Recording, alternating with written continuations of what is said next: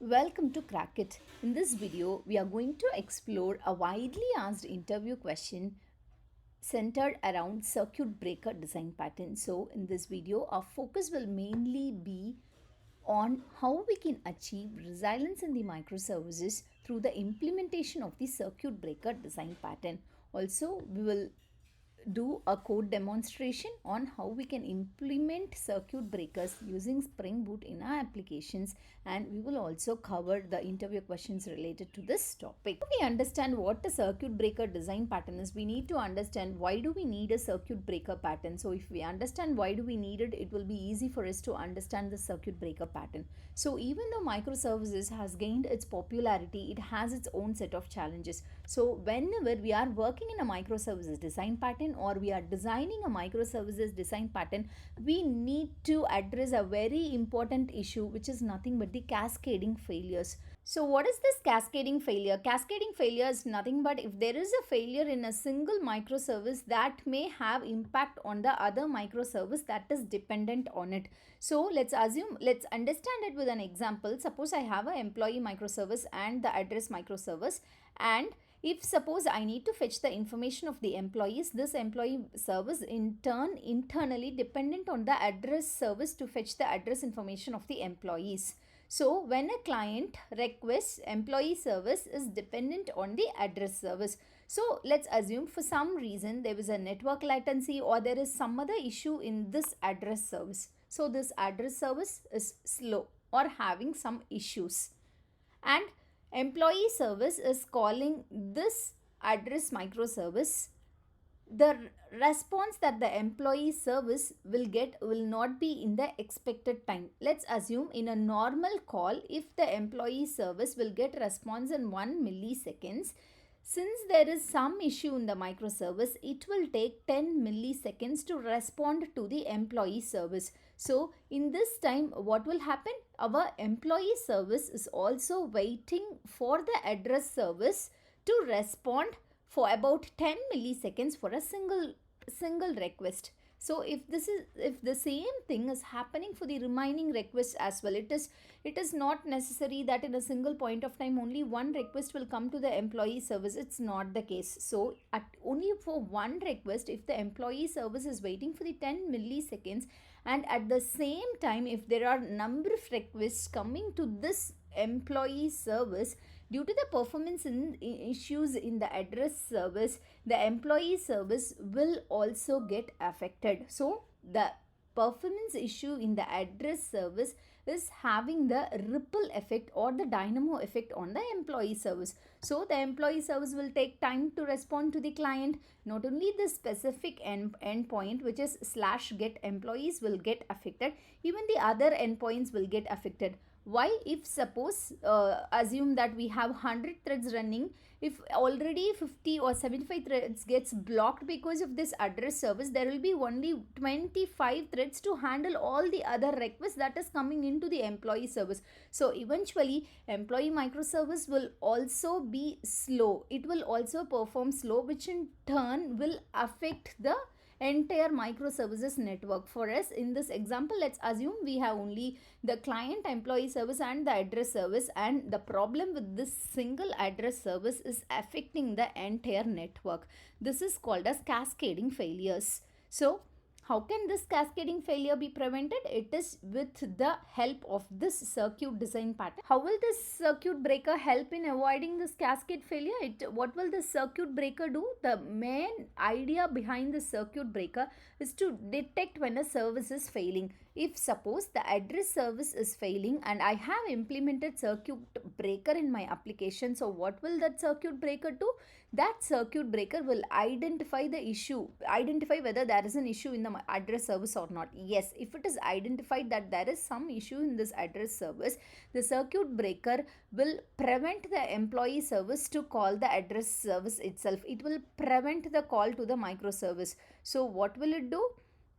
So we can see that it will prevent further requests from being sent to that service. This helps to prevent cascading failures. Why it is because there were like nearly 50 threads already blocked because of this address service, for example. So circuit breaker identified that these are blocked, so it will prevent further requests to the address service, so that at least other 50 threads can be used for the other applications. So what will happen, it will prevent further requests being sent to that service, so that we may prevent this cascading failures, and which will improve the resilience of the overall system. So how is this circuit breaker prevent further requests to this service? So what is it doing? So if suppose in our case, what will the circuit breaker will do is, it will not send a request to the address service at all for a specified amount of time. Let's assume it as 20 milliseconds.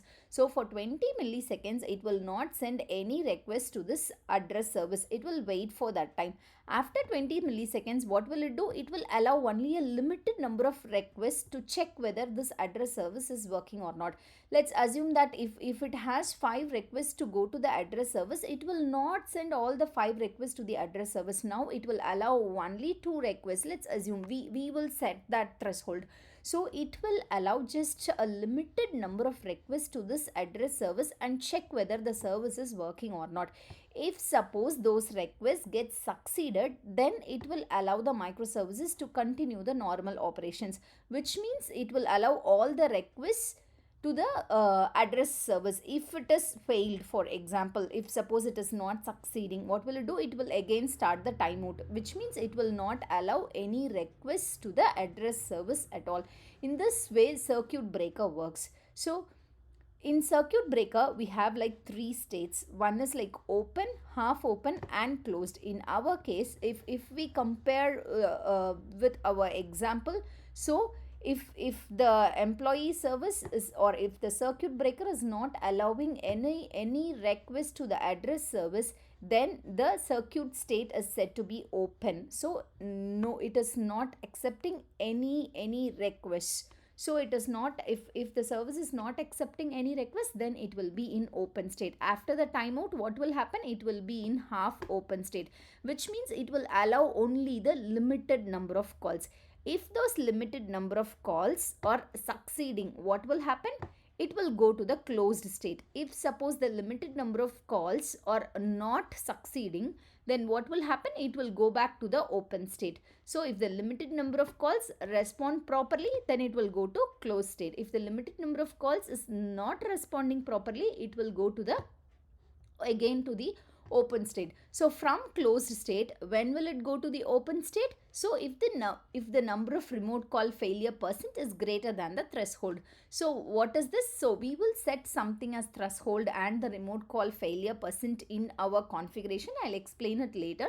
So if that number is greater than that of the threshold, if for example I have set the threshold to 2, but the failure percentage is 3, so 3 is greater than obviously 2, so my circuit will be moved from the closed state to the open state. This is just a recap. So what is the closed state? Closed state is nothing but the initial state when there is no issue with the microservices and the microservice is running smoothly. Then it is said to be in the circuit breaker is said to be in the closed state. Even though it is in closed state, it will continuously monitor the number of failures to the calling service.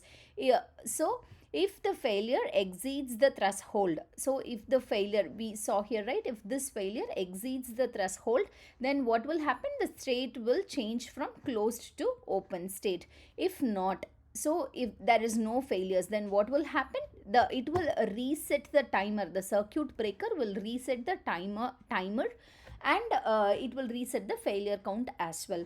So this is the closed state. Then what is the open state? In open state, there will be no calls to this microservice at all. So there will be no calls to this microservice. The circuit breaker will block the flow between the microservices and request calls will fail until the timeout and the state will remain open. Yes, we have set a timeout, and until that timeout, all the calls to that microservice will be failed. Why? Because it will not send any calls to the other microservice. So In the open state, the circuit will block the flow between the microservice and the request call will fail until the timeout, and the state will remain open. So if the timeout is over, what will happen? The state will change from open to half open. In half open state, the circuit breaker will allow only a limited number of requests. If the failure rate is greater than the specified threshold, then what will happen? The circuit breaker will go back to the open state. If the failure rate is lesser, then it will go to the closed state. So now we know what a cascading failure is and how we can avoid that cascading failure using a circuit breaker pattern. We are now going to implement a circuit breaker pattern in our Spring Boot application. So let's start the code now. As a part of coding, we are going to implement two services, employee service and address service. So we are going to write an API in the employee service to get the employee by employee ID. So to fetch the employee information internally, we are calling the address service to fetch the address of the employees. So this is what we are going to do. This is the address service that we have created. So anyways, I will commit this code in my GitHub repository, so you can go check whenever you want. I will explain the code now. In the address service, we have an endpoint which will return the address for the specified employee ID. So if we pass employee ID in our path, so this controller will return the address for that specific employee. So this is the controller class. So we don't have any fancy code. It's a straightforward code. We are using address service, and we are calling the address service from our controller to return the address of the specified employee ID. Also, I want to show you the entity class. In the entity, if you see, we have address ID, street name, suburb, city, postcode, and employee ID. So for a specific employee ID, we will be able to return the address information. So this is my entity and this is my DTO. Since we don't want to expose the entity to the outside world, I have created a DTO just to map the information in the entity to this DTO. So this is my DTO class. I will have same all the fields in the entity in my DTO as well. And for the DTO, I am using records, since this is the best practice to use records for the DTOs. So this is my controller class, and from the controller I'll show you the address service. In the address service also, there is no fancy code. It's straightforward. We are calling the address repository and we are calling the method find by employee ID. So since it is a JPA repository, it is enough if we provide find by employee ID. So if we this is a template in the JPA repository, whereas if we give find by and the field name for employee ID, JPA by default will return the will write the query for find by employee ID and will return us the information. So since we are using JPA repository, it's straightforward. Just if we write that method, that is enough. There's no need for us to either write query or write the implementation for this method. JPA will handle all those. So I am providing find by employee ID in my repository class. So we don't have any fancy code here as well. So we are using at repository annotation and we have defined a method here. So we are calling that repository from our service class, and since this return type is optional, so if this address is present, we are calling this mapper method and we are mapping the entity information to the DTOs. If suppose this is returning an empty, optional empty object, what are we doing? We are throwing an exception saying that no address is found for this employee ID. So if the employee ID is present, then it will return the address. If the employee ID is not present, it will return me an exception saying that address is not found for the employee ID. So our code is simple and straightforward. So I want to show you this configuration class as well. So in this configuration class, I am just setting up the data. Since we are using H2 database, we will not every time we restart the application, we need to save the data. So for simplicity, I am using this configuration class, and in this configuration class, I am saving two address entities. So this is nothing but if we provide at configuration during Spring's auto scanning, this class will get picked up, and in this class what we wrote a post construct. So after the application started, we are setting the data for the address entity. So we are calling address repository dot save all method, and this save all method, if you see, this is the list of entities. So we can pass a list of entities here, and that list is nothing but the two address information I am passing it. So once the application gets started, and if this add post construct runs, what will happen? Always my DB will have two information or two rows for this address entity. Since I'm using in-memory database, I'm using this add post construct to set up data for this address entity. So this is all about this address service. I'll start the application and I'll show you what's happening. So if you see here, before the application startup, during the configuration itself, it has inserted two records to the address entity. You can see that here. Why? It is because we have added add post construct in our configuration class, and we have saved two address entities there. So if you see here, it has inserted two records to my address entity. So my address entity will now have address with ID1 and address with ID2 in its database. So if you want to see this post construct, you can see that this is an intercepted method. Sorry, let's go up. Is used on a method needs to be executed after dependency injection is done to perform any initialization. So after the dependency injection, if I want to do anything, then I need to use this post construct method. Yes, after the dependency injection, I want to insert two records to my entities or the database. That's why I'm using this post construct. Only after this post construct, you can see that my application is started. So this is the employee service that we have created. Since we have created it for a circuit breaker demo, I have named it as circuit breaker demo instead of employee services. But this works mainly as an employee service. I can show you the controller. So in the controller, you can see that we are retrieving the information of an employee using the employee ID. So this is my controller class. In my controller, I have an endpoint to retrieve the employee information using the employee ID. So what will this controller do? This controller in turn is calling the employee service, and in the employee service, what we are doing is we have an entity employee. I'll first show that. So in my entity employee, you can see that I have just the employee ID and the employee name, and also we have an DTO, so which is nothing but the employee DTO, and in the employee DTO you can see that employee ID, employee name and the address DTO, and in the address DTO we have all the information related to address. So if we call this endpoint, where is our controller? So if we call our controller this endpoint, then we are returning the employee DTO, which has all the information about the employee, such as employee ID, employee name and employee address. But we don't have this address information in our employee entity. So from the employee entity, we are just taking the employee information, which is nothing but employee ID and employee name. So you can see that we are calling the employee repository, and using this find by ID method, if we pass that employee ID, it is returning an optional object. So if it is present, what are we doing? We have that entity, and if suppose it is absent, we are throwing an exception saying that no employee found with the employee ID. Next, we need to populate the address information for that employee. So for that, what are we doing?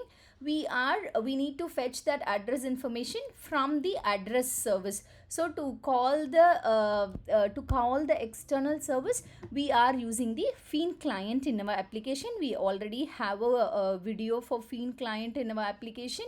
So if you want, I'll provide the link here. You can go through if you want it, how to configure Fiend client or how to use Fiend clients in your application. So we are using the Fiend client. So Fiend client is nothing but an interface, and we need to provide the method definition for that interface. That is enough. Method definition for the API that we are calling. So this is the API information for my address service. We are calling our address service using this fiend client, and we are passing employee ID. So for this employee ID, we'll retrieve the address information from the address service. So this is where that integration microservices communication happened. So this microservice, for the microservice communication, we are using fiend client. Yes, we have the employee information, we have the address information. Then what are we doing? We are mapping the employee entity to the employee DTO. We have employee information from the employee entity, and we have the address information from the address service. We are populating that to our employee DTO, and we are returning that to our controller. So we have all the information. Even this is like straightforward, but only thing we have to notice that we are calling an external service, and for that communication we are using fiend client. So all good. So like address setup, we have set up the data for employee as well with ID 1 and 2. So during the application startup itself, these two records will get inserted to the employee entity. So also I want to till this point we didn't configure anything for the circuit breakers. We just have two services, and we have set up the information for those two services. So we are going to write code for circuit breakers from now on. So I want to show the pom.xml. So I just want to show the dependencies that I have added. This is a Spring Boot start web dependency for the controllers. This is a data JPA dependency for my repositories to use. And if you see here, I have added circuit breaker resilience 4j dependency. So what will this circuit breaker resilience 4j dependency will do? As we already see, we are now going to see the circuit breaker pattern.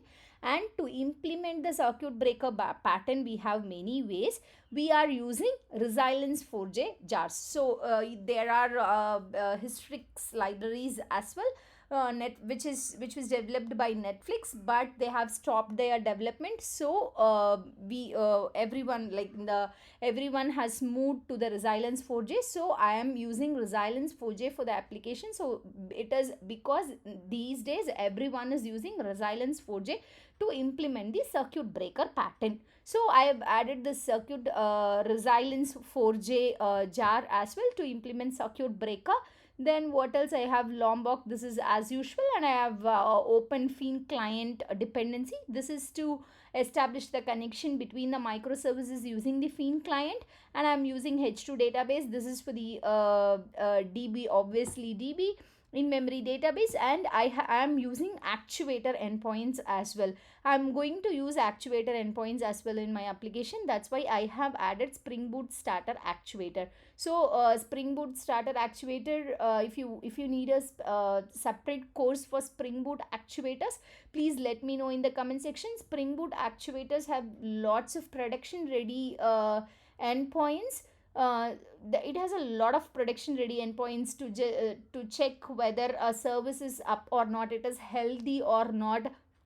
So it offers a lot of benefits. So it's huge, so we cannot cover in this video. If you want a specific video or a separate video for Spring Boot actuators, please let me know in the comment section. I'll cover that as a separate video, but for now I'm letting you know that we are using Spring Boot actuators as well in our application. This is what we have in our POM. It's simple. Extra what we added is resilience 4j for the circuit breaker implementation and Spring Boot actuators. This is what we have extra. And fiend is to establish the communication between the microservices using the fiend clients. So this is what I have in my POM. So let's start writing the code for the circuit breakers. Also I'll show you one more thing. I have set the port to 8081. It is because my address port is running in 8080. I'm making my employee service to run in 8081. This is the configuration for my database. All these are the H2 configurations. And if you see here, I have added something called management endpoints. These are nothing but the actuator endpoints that I was talking about. So it will whether it needs to show the health information or not, yes, please show it. And whether it should include the health information in its endpoint, yes, please include, is what I have written till this point. So this is for the actuator endpoints. So I have started both my applications, and you can see that This is for the address service. I'm just try hitting the endpoint with employee ID one. Yes, I'm able to fetch the address information for that specific employee. So what are we going to do next is to fetch the information of the employee with the employee ID. Yes, if I provide the employee ID one, I am able to fetch the information of the employee. So one employee name as two and the address information for that specific employee. So if I pass to, we can see that I'm fetching the information for the employee ID too. Yes, my both of the services are working. What are the steps to implement the circuit breakers? So theoretically, you can see that it's like a little theory, but while configuring, those are just the configuration properties. So for setting the configuration, we need to know what are the properties we need to set. That's why I've created this specific slide. So what and all we need to know. So if I have a address service and if I want to know whether that is getting a success or failure request, then I need to monitor the health of that service. So the first step is to monitor the health of the dependent service. What is the second step? If suppose my request is getting failed, at which point my circuit breaker needs to trip, we need to identify that. For that, we need to implement a threshold for the number of failures that are allowed. If it exceeds beyond that threshold, then the circuit breaker need to trip and it needs to go to the open state. Next is the timeout for the dependent service. If my circuit breaker is open, we know that my circuit breaker is stripped and it is in open state. So by this point, we need to know how long that should be in that open state. So we need to implement a timeout for the request to the dependent service to prevent the slow responses. So what and all we saw, we need to know the health of the dependent services. We need to know the threshold. We need to set the timeout for our dependent service. So all these steps, three steps is important. Next, what we need to do, we need to implement a mechanism for tripping of the circuit breaker, such as timer or a counter that tracks the number of failures. So for tracking the failures, whether for example for 5 seconds only 2 requests are allowed, in that way I can create a tripping mechanism. Or what I can do is, out of 100 requests, 80 requests should succeed. If not, please trip the breaker. So my pattern should be either the timer or a counter to trip the circuit breaker or resetting the circuit breaker. So that implementing that mechanism is completely our choice. Next is falling back. Okay, my circuit breaker is in open state. Then what do my employee service need to do? It needs to fall back to my fallback service. So what is that fallback mechanism? That I need to decide. These are the steps are like really simple if you understand. These are just the configuration properties in our application YAML file. What is the next step? Next is not a step. So if we successfully implemented the circuit breaker, then what will happen? So my service will become resilient and fault tolerant to the system. Why? Because it can avoid the cascading failures, because I implemented circuit breaker. So that's why we can handle the failures of the dependent services, and our microservices architecture will become more resilient and fault tolerance. As I told earlier when I was explaining the code, we are using Resilience 4J to implement the circuit breaker pattern. Resilience 4J is a lightweight and this is like very easy to use. Just adding a jar in the pom.xml and a few other changes in little changes in the code, you have implemented Resilience 4J. Anyways, we are going to see that.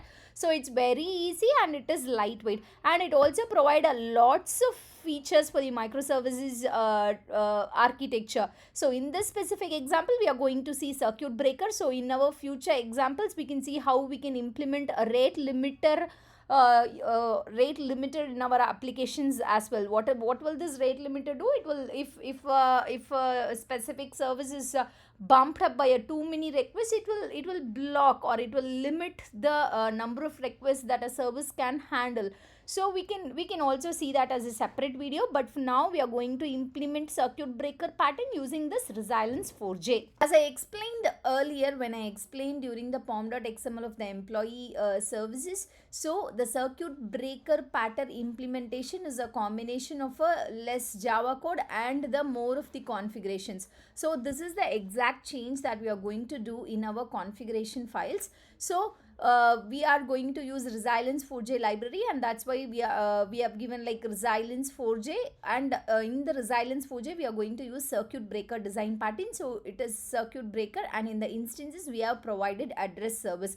Yes, so employee service is calling address service to us, and in that address service, so what if what happens when my address service is slow, or what do I need to do in my employee service if the address service is slow? So to which specific service I am implementing the circuit breaker pattern? For the address service I am implementing the circuit breaker pattern. That is why we have provided the service name here. And after that, there is one property called as sliding window type. So as I mentioned here, the mechanism that we use for tripping or resetting the circuit breaker is based on a timer or a counter. So in our example, we are following count based. So we are following counter in our example. So in the sliding window type, if we give count based, then the mechanism that we use in the circuit breaker is counter based mechanism. Then comes the failure rate threshold, and that is 50%. So this is percentage wise, and what is the threshold that I want to set in my application? Since we are using count based, so if more than 50% of the counts gets failed, if suppose I have 6 requests sent and 3 got failed, then my circuit has to move from closed state to open state. That is the failure rate threshold. So threshold we need to set, and this is the minimum number of calls. So minimum number of calls is nothing but, so in a one sliding window period, I'm configuring the minimum number of calls. So this is the minimum number of calls which is required before the circuit breaker can calculate the error rate or the slow call rate. So if suppose only one request is slow, I will not think that my address service is responding late. So how many number of calls I need to consider to understand that my address service is slow or it is not responding properly?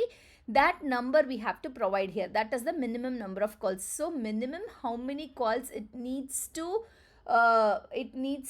record before it changes the state. So for example, if the minimum calls is 5, then at least 5 calls must be recorded before the failure rate can be calculated. If suppose there is only 4 calls recorded slow, then the circuit breaker will remain closed. It will not move from one state to other. That we need to provide here.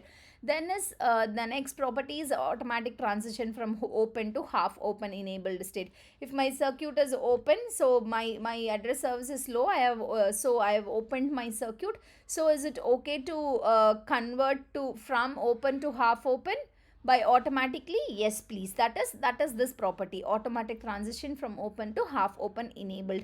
Next is wait duration in open state. How many seconds it has to be in the open state? So that is we have provided 5 seconds. Permitted number of calls in the half open state. So after 5 seconds, the circuit breaker will change its state to half open state. So during that time, how many number of calls will be allowed to that address service?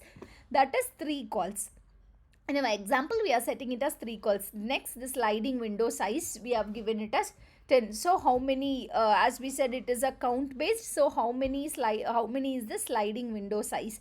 It is 10. Next is register health indicator. Can I register the health of this address service or this specific circuit breaker or not? Yes, we can register. That is why I have provided true. So this exact properties I need to configure. I want you to understand the properties to use it in your application. That is why I am explaining. I have copy pasted the same code that we used in the slide. So there's nothing new. It's the same properties that I have used for the Resilience 4J circuit breaker. So this is one change we have to do, and we need to ensure that in our pom.xml we would have added this Spring Cloud starter circuit breaker Resilience 4J.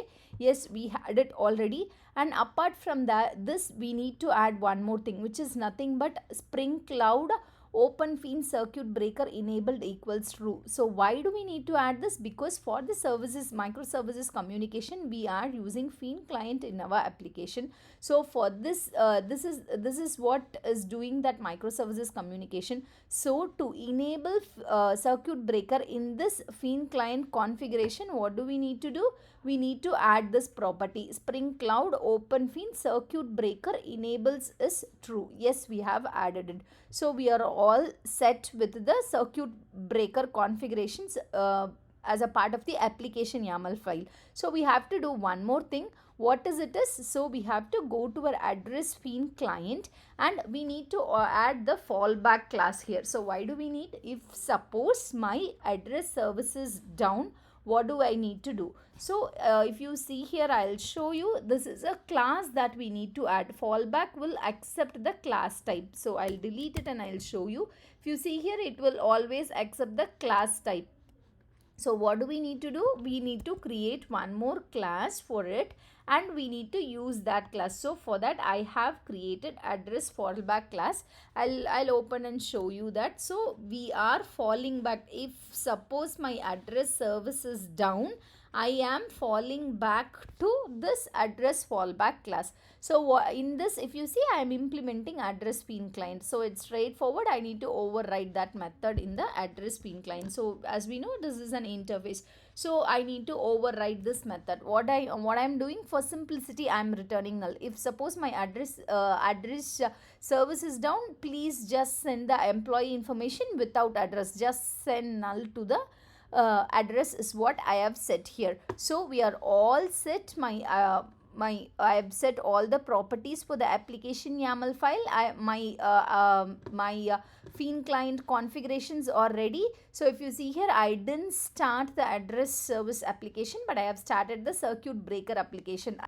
So without the circuit breaker, since I have didn't started address service, what will happen? My entire employee service will also throw an exception 500 internal server error.